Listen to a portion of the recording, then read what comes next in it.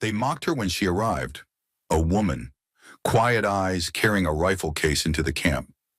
Whispers spread. She can't teach us sniping. Not her. She won't survive a real fight. Then the attack came. Not a drill. Not a game an armed unit crossing the border at night. Gunfire tore through the forest. Drones buzzed overhead. Chaos split the ranks. The recruits panicked, but she didn't. She dropped into the mud, sight steady, breath silent. Every shot she fired turned the tide, one target after another collapsing in the dark. Before we dive into this story, where are you watching from? Let us know in the comments. Welcome to Grateful Stories, where tales of compassion and kindness are told. Let's uncover what really happened. May 2022. The Black Ridge training grounds lay under a pale Eastern European sky, its forests still heavy with spring frost. Recruits assembled on the parade field, rifles slung, boots shifting on gravel. They were told a NATO advisor was coming to teach them how to fight like ghosts. Most imagined a decorated veteran, scarred by deserts and mountains. Others pictured a tall, broad-shouldered man with cold eyes and a booming voice. No one prepared themselves for who stepped out of the armored truck. Adriana Lewandowska moved with quiet certainty, her figure slender in gray fatigues, a rifle case in her grip. Her brown hair was tied beneath her cap, her face calm and unreadable. The recruits blinked, then laughter broke like static through their ranks. A woman, someone muttered, shaking his head. Another chuckled openly. A third leaned on his rifle, smirking. She's supposed to teach us sniping. Adriana ignored the whispers. She placed her case on the ground, unclipped the locks, and began assembling her weapon piece by piece. The motion was unhurried, precise, as if the world around her did not exist. The major in charge cleared his throat, his voice carried across the field with forced confidence. This is Advisor Lewandowska. She will lead today's drills. You will treat her instructions as you would treat mine. His words earned only half-suppressed grins. Adriana stood, the rifle complete, the metal glinting dull under the cloudy sky. She scanned the group and spoke with steady calm. First lesson is concealment. Find me. Then she turned and walked toward the tree line, vanishing without another word. The recruits muttered, some grinning at the absurdity. 15 minutes later, they spread into the woods, radios crackling, determined to expose her.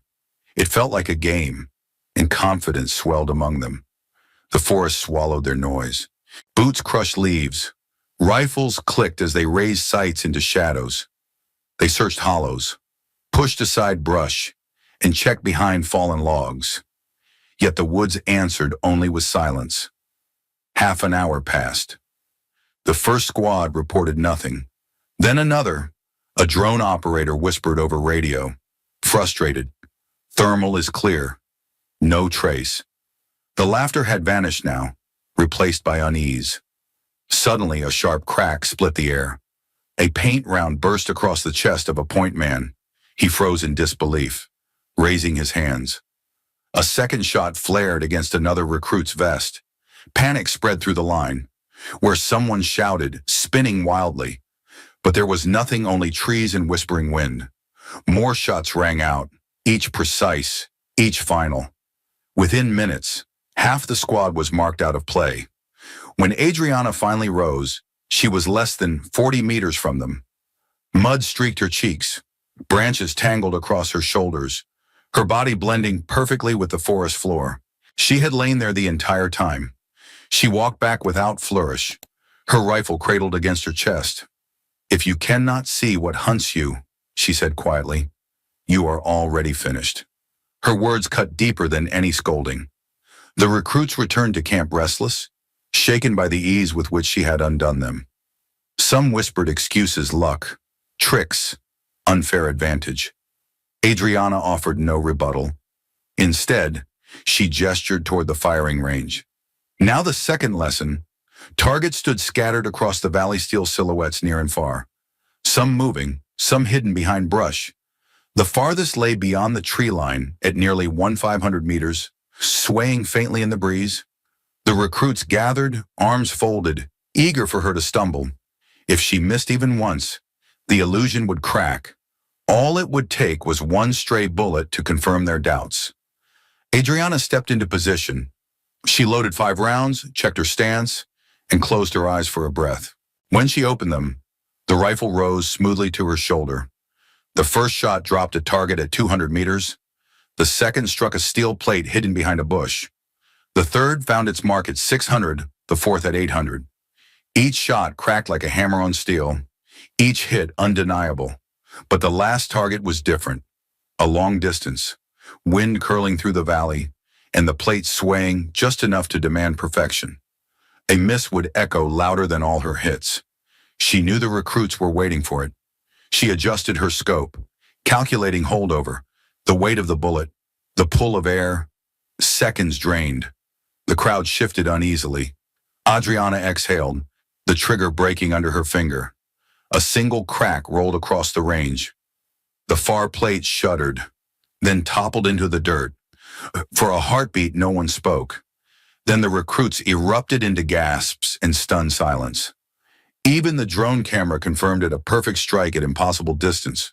She lowered her rifle, ejected the magazine, and set the weapon back into its case. Her movements were casual, almost indifferent, as though hitting that target had been inevitable. The Major's binoculars lowered slowly. His jaw tightened, eyes still on the fallen plate.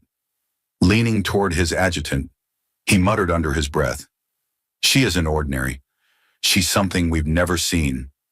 The recruits stood frozen, their earlier laughter gone, replaced by a silence heavier than any lecture. They were not only surprised, they were unsettled. Because in that moment, every one of them realized, had this been war, they would not have survived her. The morning after her flawless range display, Adriana gathered the recruits on the edge of the forest. Their eyes held no laughter now, but there was still doubt, hidden beneath pride. She studied them for a moment, then spoke. "One against many," she said. "You will hunt me, I will hunt you. 15 against 1. If you tag me, I lose. If I tag you, you're out." Her calm tone made the challenge even more unnerving. The recruits exchanged looks.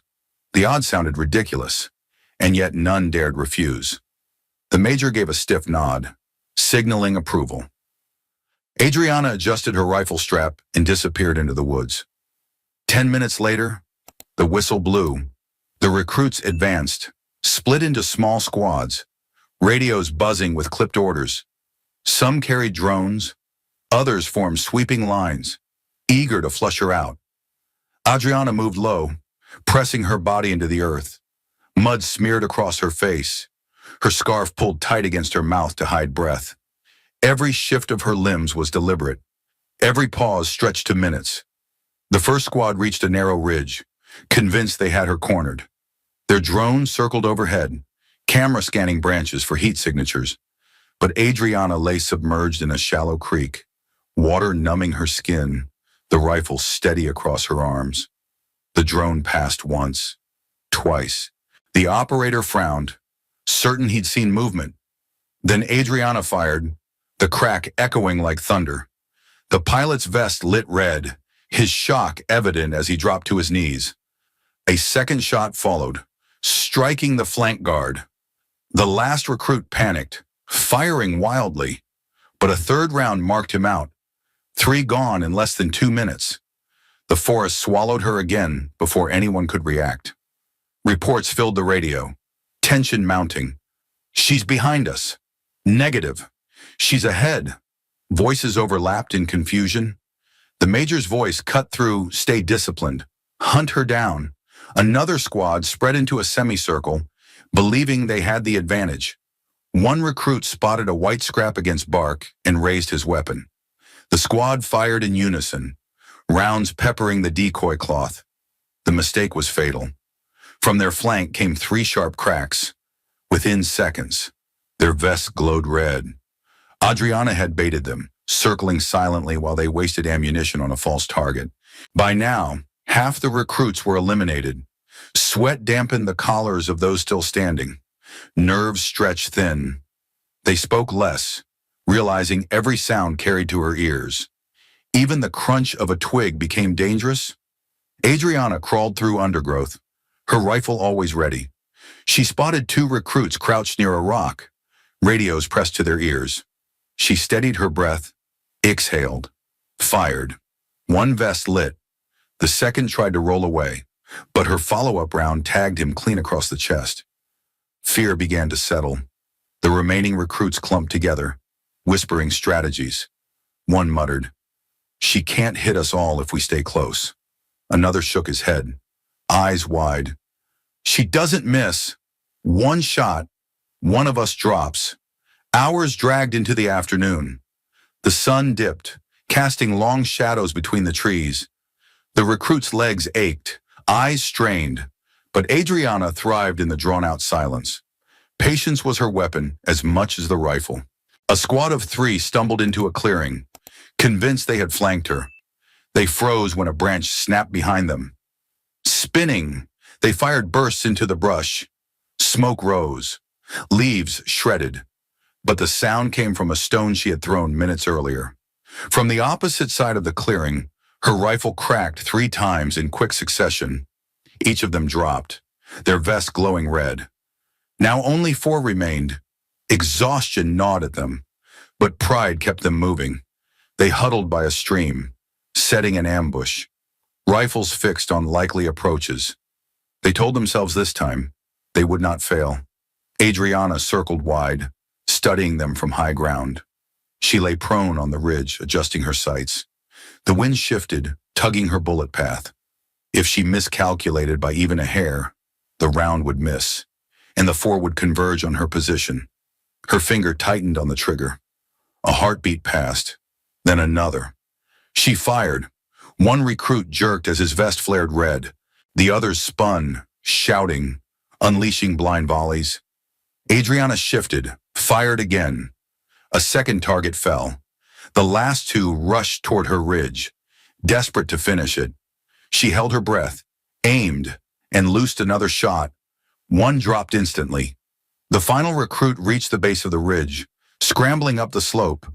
Adriana's rifle was empty. She ejected the magazine, hands swift but the seconds stretched long. If she fumbled, if she delayed, she would lose. The recruit's eyes blazed with determination as he raised his rifle. He had her in his sights. Adriana slammed the new magazine in, chambered around, and fired just as he crested the ridge. His vest lit, the sensor buzzing. He froze, stunned, staring at her through the scope of his own weapon. Then it was over. 6 hours had passed since the hunt began. 15 recruits entered the woods. Not one touched her. The survivors trudged back, faces pale with fatigue and disbelief. Their pride was broken, but in its place was something else, fear mixed with awe. Adriana returned last. Mud streaked across her uniform, scarf damp, rifle balanced casually in her hands. She spoke only once, her voice steady. "If this were real, none of you would be standing." The words struck deeper than any reprimand. The recruits lowered their eyes, silence settling heavier than nightfall. 7 days after the hunt, routine cracked. Reveille still rang at dawn. Drills still snapped into motion, but the camp moved with a charged hush. Everyone sensed something new on the wind. At noon, the major summoned Adriana to the command tent. A laminated map lay pinned beneath knives, a chain of red markers strung along the northern tree line. His voice was low. Unidentified armed group in the buffer. Could be scouts. Could be contractors. We treat it as live. He glanced at the roster and slid a folder toward her. You lead a small element. Observe, classify, and if doctrine permits, neutralize. Your students will see what the syllabus can't teach. Adriana studied the contour lines, the creek bends, the timber breaks. She circled 3 vantage ridges with a pencil, then closed the folder. We step at 2100. I'll take 6. The major nodded, relieved and uneasy in the same breath. Dusk bled out of the pines as the convoy rolled dark. No headlights, only blackout slits and the faint red of dash lamps. In the rear truck, the 6 selected recruits sat silent, helmets touching the canvas roof every time the ruts bit. They dismounted short of the last logging road. Radios went to whisper mode. Chem lights taped over. Optics checked twice. Overhead, a quadcopter thrummed, its camera iris blooming against the night. Adriana lifted a clenched fist, and the line froze. She listened, not with ears, but with skin, the way the cold carried sound, the way branches returned echoes. A pinprick of glare winked across the creek. Glass, she breathed. The major drew breath to speak. Adriana was already prone. The rifle settled, crosshairs pinning a sliver of reflected moonlight. She pressed through the wall of the trigger, and the night took a clean, surgical breath. A sensor puck flared red on a silhouette head across the water. The first hostile collapsed into the ferns, servos whirring to stillness. The recruits stiffened. The scenario had a heartbeat now. The valley answered with teeth. Simulated reports cracked from two flanks, muzzle strobes stuttering behind burlap blinds. The AI targets moved like men bounding, pausing, baiting angles. This was no parade. Adriana slid down the bank, cold mud swallowing her elbows. Left blind. 30 meters, she murmured to the nearest pair. Hold your fire unless you see a muzzle. I'll clean it. Her tone steadied their hands more than any order. She rolled to a knee, dialed 0.4 mils for the incline, and cut the left blind mid-flash. The plate inside sang, the mannequin folded, and the speakers hissed to silence. A recruit flinched, then laughed once too loud and swallowed it whole. Two targets shifted together through deadfall, spaced like train partners. Adriana waited until their paths crossed behind the same slab of granite. One round punched through the decoy helmet, fragmented, and rattled the second sensor to life. The pair dropped like they'd been unplugged. 3 down, a recruit whispered, voice thinning in his throat. 4 to go. Adriana didn't answer. She was counting win, not enemies. The spruces leaned a fraction, telling secrets only the patient could hear. A burst chewed the bark above the major's shoulder, splinters peppering his sleeve. He ducked by instinct, eyes searching for guidance. Adriana pointed 2 fingers, and the students peeled to cover without tripping over their fear. They were beginning to move like a unit.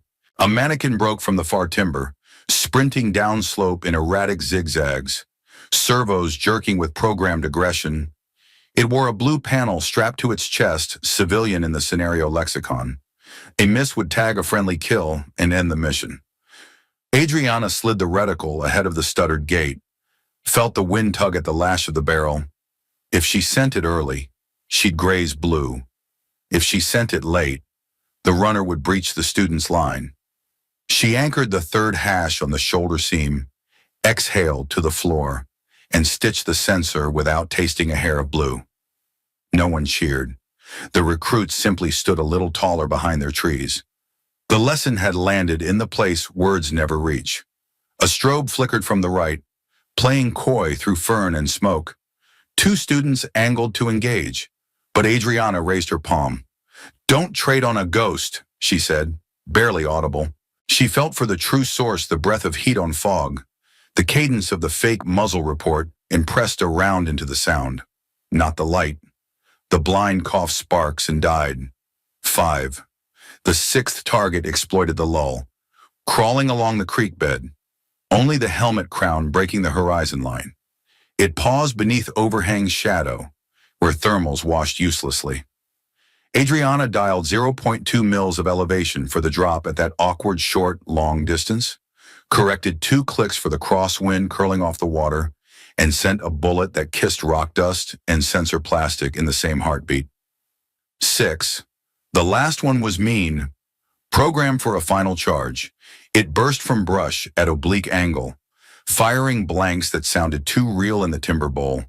A student stumbled, lost footing, slid, and tore his glove. The mannequin pivoted toward the noise and sprinted. Adriana's bolt ran dry. The chamber clicked on air. The charging shape ate distance in lunging strides. For 2 beats, there was nothing in her hands but metal and intent. She locked a fresh magazine by muscle memory, thumb wrapped the bolt release, and found the target mid-frame before the glass settled. A sliver of white panel flashed on its crown, the only legal shot the rules allowed. If she missed, the mannequin would breach the line and paint 3 students dead. She let the sight float, not forcing it, letting movement meet movement. The trigger broke like a thought. The crown sensor erupted with a tiny comet tail, and the mannequin pitched into the moss. The timber bowl exhaled. The drone's red LED made a slow arc overhead, then steadied. Somewhere a crow startled from a fur and flapped into the dark. "Status," Adriana said, finally looking away from the glass. The major blinked twice, then remembered to breathe. All green. No friendlies tagged. 7 hostiles down. They broke contact by the book pairs bounding. Spacing disciplined. Radios clipped to wrist to keep hands free. On the logging road, the truck canvas swallowed them. The engine's low rumble, polite against the night. Back in the glow of the command tent, the students filed their reports with clip precision. No bragging. No jokes. They wrote what they had seen and left without trying to explain it. The senior officers stayed. The map still lay under knives, but the red markers suddenly looked smaller. One colonel tapped a pen against the margin where hits had been penciled in.